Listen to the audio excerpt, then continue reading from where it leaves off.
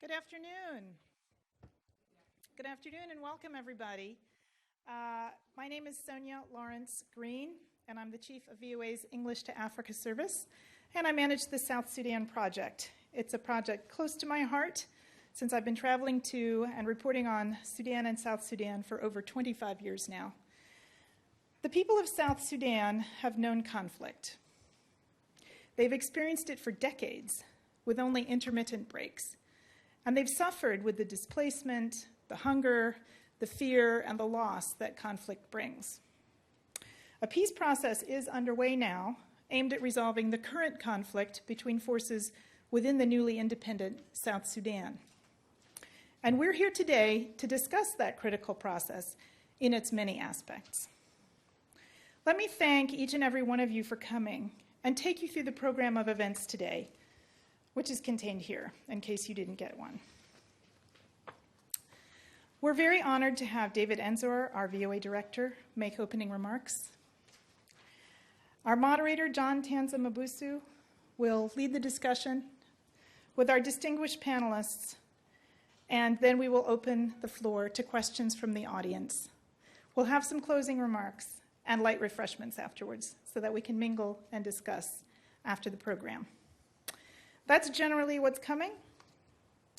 And without further ado, I'm honored to introduce VOA Director David Enzor, who has some important points to make, and we'll get right into the program. So welcome, and thank you very much for coming.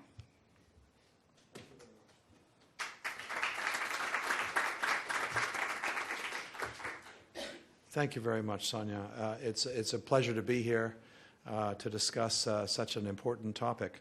One of the newest nations in the world, making its way with difficulty, but with great pride, I'm sure. I want to welcome you all to what I'm sure will be a very interesting discussion. I mean, for starters, we have a great panel. Garang Akuong, South Sudan's ambassador to the United States, on our far left, is with us. Susan Page, former U.S. ambassador to South Sudan, is also with us. And they're joined by Sarah Cleta-Rial, a civil society activist from South Sudan, and Noah Gottschalk, a senior advisor for humanitarian response for Oxfam America. I would like to just say a few quick words about VOA's South Sudan project. It hasn't been around a long time. It was founded just in 2010, the year before South Sudan became independent. But in just those few years, our South Sudan team, I think I can say, led by John Tanza, has earned a pretty good reputation. In fact, I might even say a very good reputation in South Sudan. Our research shows that 93% of surveyed listeners would recommend our VOA programming to others. Now, VOA's goal in South Sudan is to bring people accurate, objective, and comprehensive information that will help the South Sudanese people make informed choices during this difficult time of conflict and thereafter. And we very much hope and believe there will be a thereafter.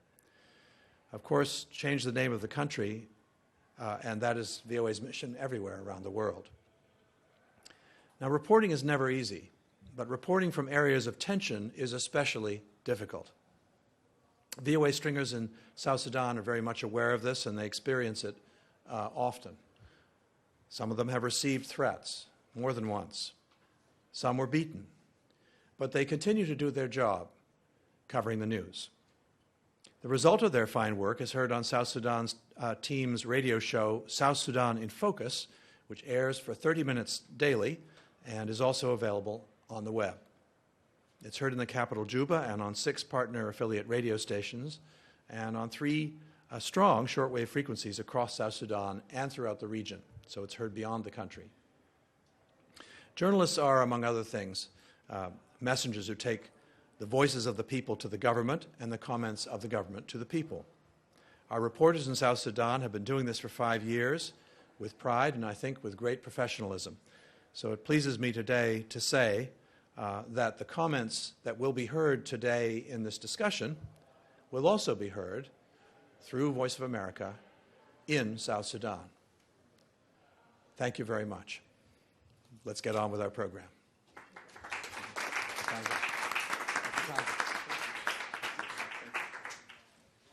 Thank you, David, for those encouraging words. And I'll still introduce myself. My name is John Tanza. I'm a native of South Sudan. In fact, a lot of people who meet me for the first time, they ask me, how come you're not tall? I tell them South Sudan is made up of diverse people. There are tall ones, there are short ones. So I come from the short ones. Anyway, once again, I would like to thank you for taking your time off to come and attend this important town hall meeting. And let me start by just introducing our panel of experts who are seated here. And I would like to read their bios a little bit so that you know them more. And I would start by reading the bios for Ambassador Garang Ding Akuong. He's the South Sudan's ambassador to the United States. He took up his post in February 2015 after presenting his credentials to U.S. President Barack Obama. Prior to becoming South Sudan's top diplomat in Washington, he was South Sudan's Minister of Commerce, Trade and Investment. Next to him is Ambassador Susan Page. Ambassador Susan Page served as the first United States ambassador to South Sudan. She held the post from December 2011 until 2014, August. Ambassador Page is currently the senior advisor to the Office of the U.S. Special Envoy for Sudan in South Sudan at the U.S. State Department. The Special Envoy provides funds for VOA's South Sudan in Focus project. Ambassador Page served as a legal advisor to the Intergovernmental Authority on Development, IGAD, the East African bloc that mediated talks between Sudan and Sudan People's Liberation Movement, Army. The mediation led to the Comprehensive Peace Agreement, which was signed in 2005 and led to South Sudan's eventual independence.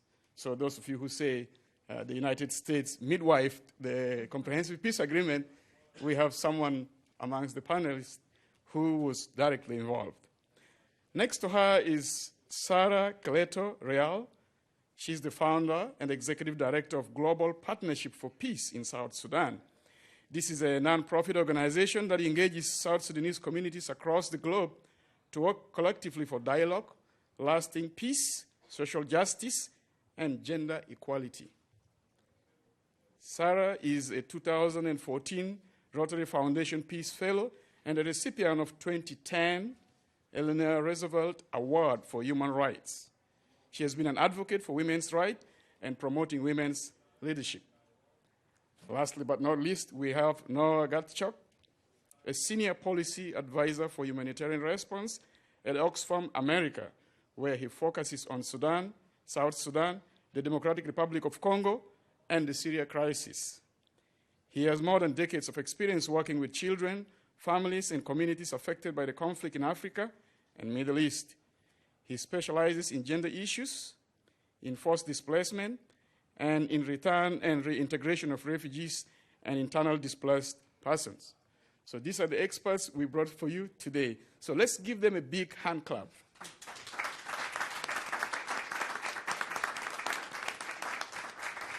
Thank you. Thank you very much for taking your time to be here. I'm humbled to moderate this town hall meeting, and I hope and look forward for a fruitful discussion.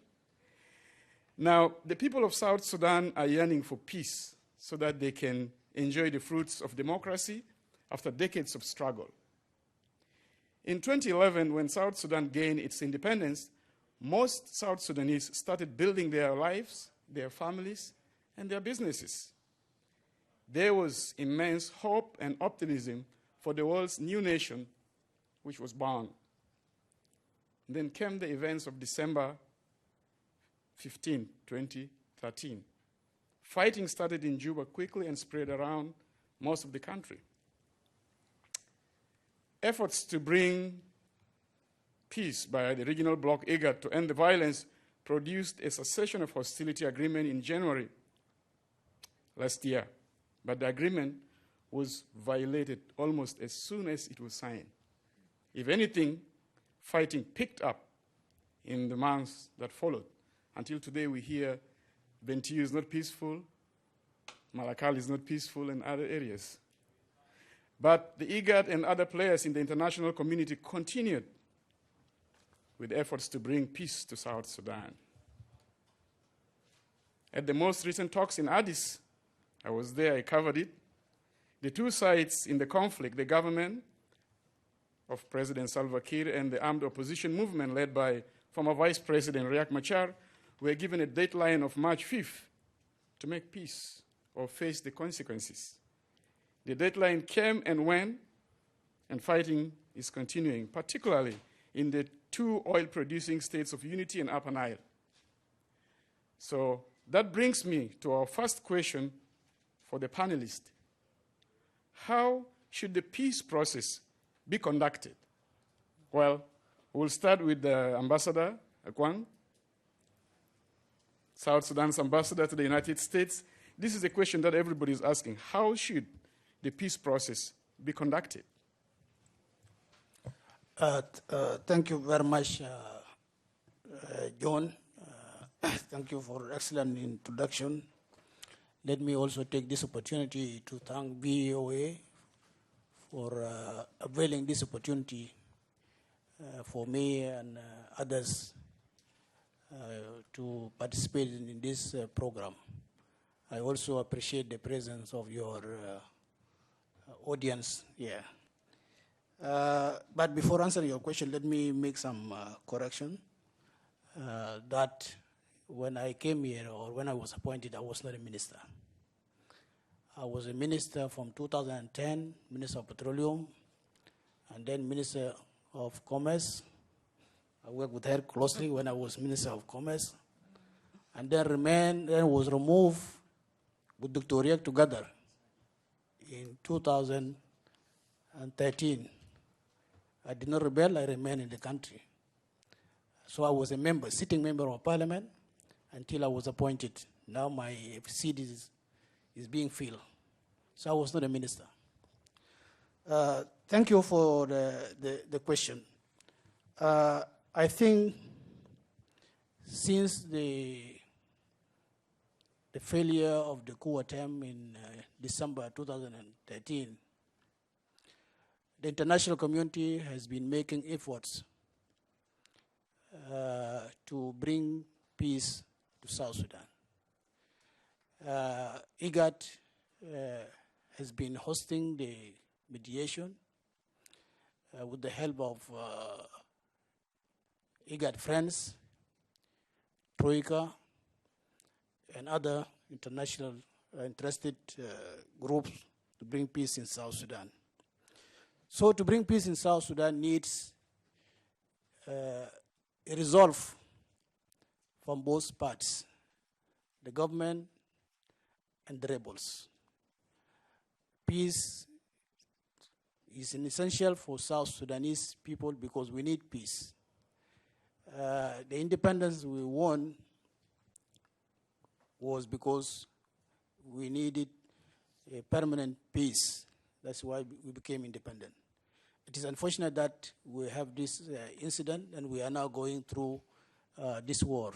So a peaceful settlement is the goal and of the international community, the hope of people of South Sudan, and the government has committed itself, and the president has been more than committed, and he met the rebel leader more than once, so that peace can be reached in our country. All of us are yearning for peace, especially the government, because it is the government that is responsible for security and life of the people. It is the government that is responsible for protection of the integrity and sovereignty of the country. Therefore, it is the government that needs peace more than anybody else. That is in summary. The second, I want to correct that the war is not over the country, as John mentioned. The war is in Upper Nile, in the 3 regions of Upper Nile. Upper Nile, Greater Upper Nile, which are Upper Nile State, Jonglei State, and Unity State. This is where the war is. But to have said that the war is all over the country, that is misleading. Thank you very much. Thank you, Ambassador, for those opening remarks. And I will pass it on to Ambassador Susan Page just to continue from what Ambassador Kwang was telling us, that IGAD and the international community are making effort to bring peace to the country. And he also mentioned that it is the resolve of the two parties to really make sure that peace is achieved at the end of the day. You have been involved from behind the scene in the process. Could you bring us up to speed in terms of how this negotiation process should be conducted? Thank you very much. I would like to say also, on behalf of the Special Envoy's Office, thank you very much for organizing this, and thank you for the audience participation. I'm very happy to be here today. Not very happy to be talking about the sad situation in South Sudan, as all of us are very saddened by what's going on and disappointed. But in terms of the peace process, we have consistently been saying that it is imperative that the peace process be broad-based, that a wide variety of people representing all walks of life, obviously we can't literally have everyone there, but we believe it's very important that the people that are at the table or in the hallways, in the hotels, on the margins, that it's not their right to be there. They are representing the people that have helped to send them there. And that's very important to us. We also think that one of the essential elements is compromise. That's true in any negotiation. The parties have agreed to create a transitional government, and that's what we have been pushing for, along with the broad-based participation of people from all walks of Sudanese life. We have supported the peace talks with sending people to the peace talks. That includes religious leaders, women leaders, the civil society, youth. I mean, youth, of course, is not literally young people, but, you know, under 30, under 35. And we believe that this is very essential. We've also supported the broadcasting of the talks and interviews with representatives at the talks so that people in South Sudan can also hear what's going on. So these are some of the ways that we believe it's important. I agree with Ambassador Garang Ding that the parties ultimately have to make the compromises. They have to make the decisions. They're entrusted by the people that they claim to represent, and it's important that they do come to a just settlement that can realize this transitional government, have it set up, and it's important that they understand and that in the terms of the agreement that they're very clear about what the priorities need to be for this transitional government, that it cannot just be an elite power deal between the same people who've been fighting. So these are some of the areas that we believe are very critical, and the one thing that hasn't yet been highlighted since we just began is the necessity for accountability and justice and reconciliation. We believe that that is really imperative to ending the cycle of violence that has gone on for a very long time in South Sudan. It didn't start on December 15th, 2013.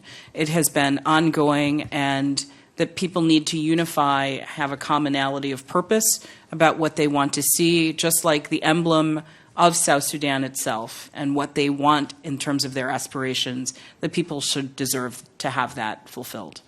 Thank you. Thank you, Ambassador Page. Sarah, you are with the civil society, and when I was in Addis, I met quite a number of civil society groups in Addis who have been, speaking to me and telling me they are here bringing the voices of the people. And when I asked them, what are the people saying? They told me the people want an end to this fighting. Now, can you tell us how you feel or how the civil society feels about how this peace process is conducted? Thank you. Thank you, John, and to the whole team of Voice of America for inviting me here. It's my pleasure to be here, and I'm glad that you have thought to include the voice of the civil society. And a lot of things happen in D.C., and I came today from Massachusetts, from Boston, to be here. And it's really good to bring all the voices from across the U.S. To come to this platform to share.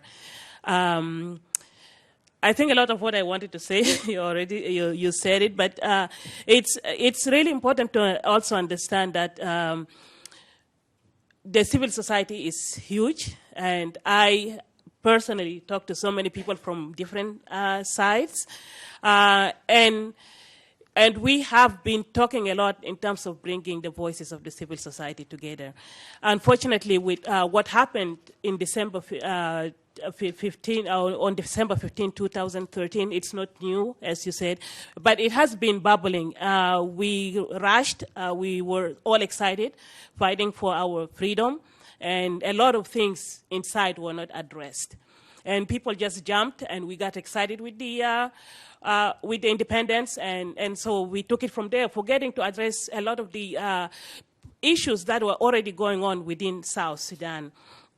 And it started bubbling up. It didn't start in July 2013 with the firing of the staff, or it didn't start in December 2013, but it has been there, but was not addressed. But the December 13 brought to light the hegemony of the few and the victimization of many. And it became like a groups, people with their tribes, and mainly it's the two major tribes that has been fighting. And even if we look at the table is not inclusive. Just think about it, see who is at the table. Look at the table on the side of the government or on the side of the opposition. Who is at the table? Does that represent the faces or the colors or the tribes of South Sudan? We have to look into that. So that's where the civil society have been crying, have been pushing, and there is no one is listening to them, or the voices of the civil society is not heard. A lot of people have been trying to push some ideas or some thoughts. And I think that the peace process, we are thankful to IGAD to jump in. The IGAD wanted to end the fighting. But even if the fighting ends today, and a lot of the things are not addressed, what are the root causes? Then the root causes is not December 2015. The root causes has been there. There's lack of representation, there's tribalism, there's corruption, and there's a lack of service provision to the people. And those are the things that that is not there, and this is where the civil society comes. It's not about positions.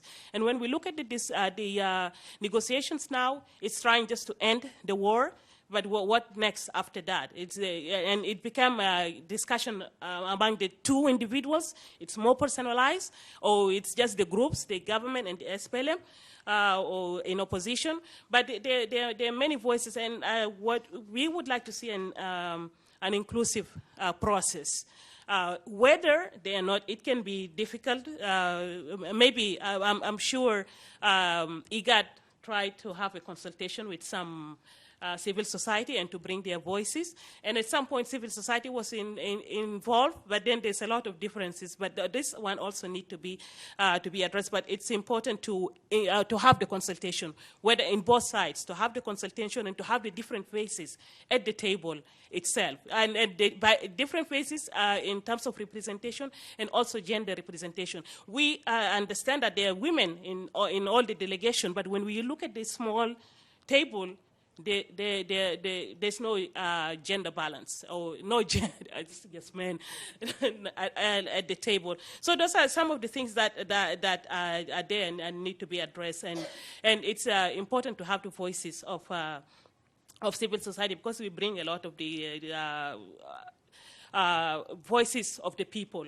It's not tribal. We are not standing with, the civil society is not standing with people because of the tribe, but because of the issues. What is missing?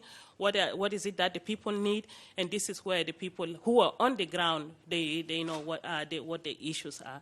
But and that one is we see a lot of it is missing. So I think we really need to see the process expand. There's been a block for the IGAD.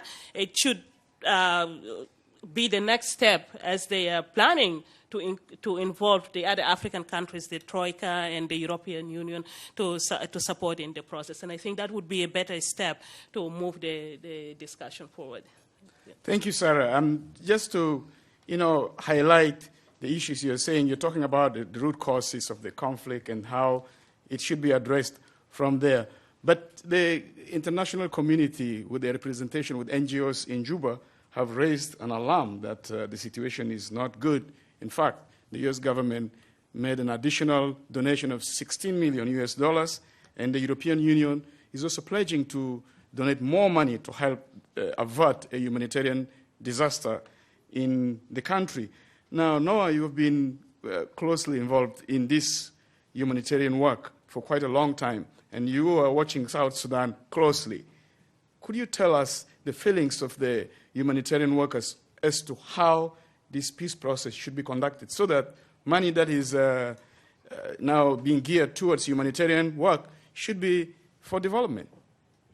That's right. Thank you so much again, and I want to express my appreciation to Voice of America and for all of you. It's an honor to be on this distinguished panel. But as Ambassador Page has already said, it's very saddening to be here to be discussing this. I remember sitting in Washington 4 years ago at the South Sudan Engagement Conference, thinking of the hope and the positivity of what might be the result of years of fighting and fighting for independence and for democracy.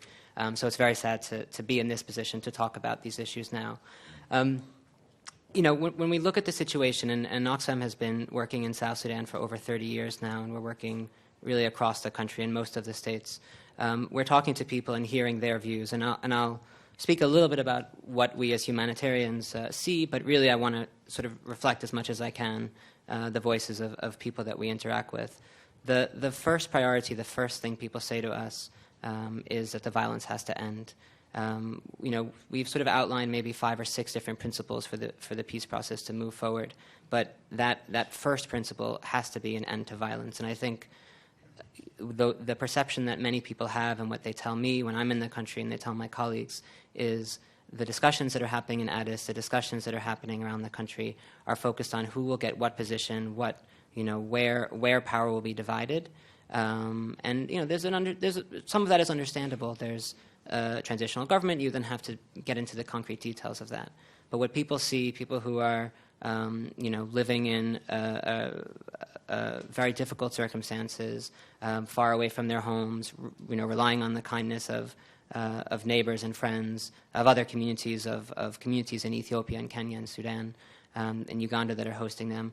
They see their leaders not sort of connecting with the reality of what their life is, and that frustrates them, and they want to see that violence end immediately. The second thing that people talk about is really the importance of inclusivity and ownership, and I think that's particularly why the work that Voice of America does is so important in terms of broadcasting back what's happening in Addis to the people on the ground, to hear and understand what's going on. Because I think, most of the time when I talk to people and I ask them, are you following what's in Addis? They say, what are you talking about? They sort of, look at the situation. I don't have clean water. I don't have access to food. I'm afraid to go out at night. It's very far away from the reality that people are living. And I think ultimately, for peace to be sustainable, and I think that's what we all want, there needs to be a better connection with the issues that people are facing, and that's a really tough challenge. And I'm glad that I'm not a diplomat who has to manage that. But it's a really clear demand of people we work with, and I think as we see the fractures that are happening in other parts of the country, and the ambassador is absolutely right, the conflict is happening in those 3 states of Greater Upper Nile. But across the country, there's other localized conflicts, tensions that are really under the surface and that really risk explosion into something much wider. The awareness of those issues and the need to address them as well has to be factored in. Along with that, a third is root causes, and both ambassadors have already mentioned this. The need for governance reform and a better management of how the country works, and that it's working to serve the interests of the people. As well, the justice component, that people see some form of reconciliation. I think a lot of really important